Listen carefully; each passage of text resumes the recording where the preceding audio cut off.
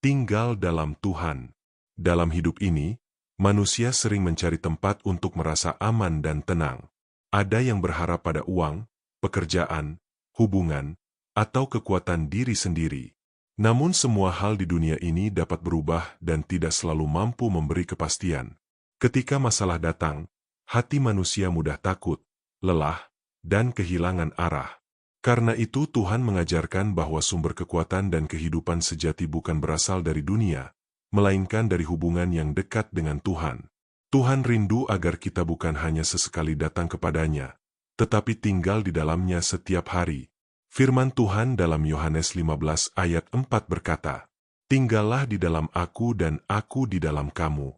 Sama seperti ranting tidak dapat berbuah dari dirinya sendiri, kalau ia tidak tinggal pada pokok anggur, demikian juga kamu tidak berbuah, jikalau kamu tidak tinggal di dalam aku.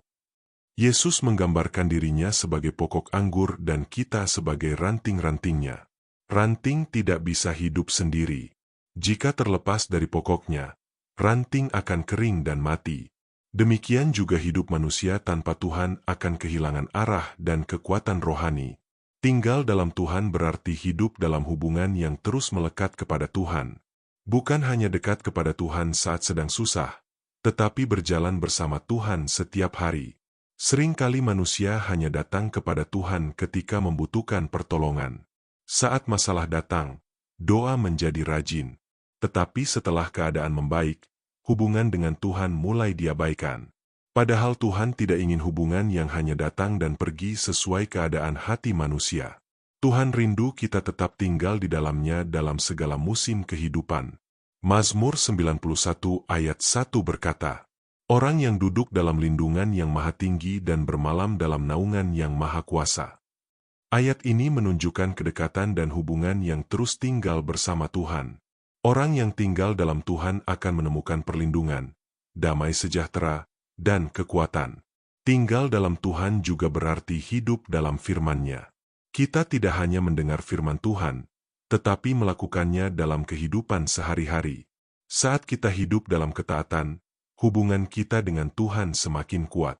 Yesus berkata dalam Yohanes 15 ayat 7, "Jikalau kamu tinggal di dalam aku dan firman-Ku tinggal di dalam kamu, mintalah apa saja yang kamu kehendaki, dan kamu akan menerimanya." Hidup yang tinggal dalam Tuhan adalah hidup yang dipenuhi oleh firman dan hadirat Tuhan. Kadang dunia membuat hati kita mudah teralihkan. Kesibukan, hiburan, kekhawatiran, dan berbagai urusan hidup dapat membuat hubungan dengan Tuhan menjadi dingin. Tanpa disadari, kita mulai menjalani hidup dengan kekuatan sendiri. Padahal tanpa Tuhan, manusia akan mudah lelah secara rohani. Lihatlah kehidupan Daud. Dalam berbagai keadaan hidup, Daud terus mencari Tuhan.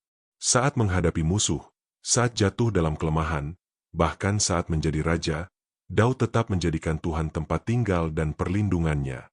Mazmur 27 ayat 4 berkata, "Satu hal telah kuminta kepada Tuhan, itulah yang kuingini, diam di rumah Tuhan seumur hidupku." Kerinduan terbesar Daud adalah tinggal dekat dengan Tuhan. Hari ini Tuhan juga mengundang kita untuk tinggal di dalamnya. Jangan hanya datang kepada Tuhan ketika membutuhkan sesuatu, tetapi bangunlah hubungan yang dekat dengan Tuhan setiap hari. Saat kita tinggal dalam Tuhan, hati kita akan dikuatkan. Kita memiliki damai di tengah masalah, pengharapan di tengah kesulitan, dan arah hidup yang jelas karena Tuhan berjalan bersama kita. Mari berdoa. Tuhan, kami rindu tinggal di dalam-Mu setiap hari. Ampuni kami jika selama ini kami lebih sering mengandalkan kekuatan sendiri dan menjauh dari hadirat MU.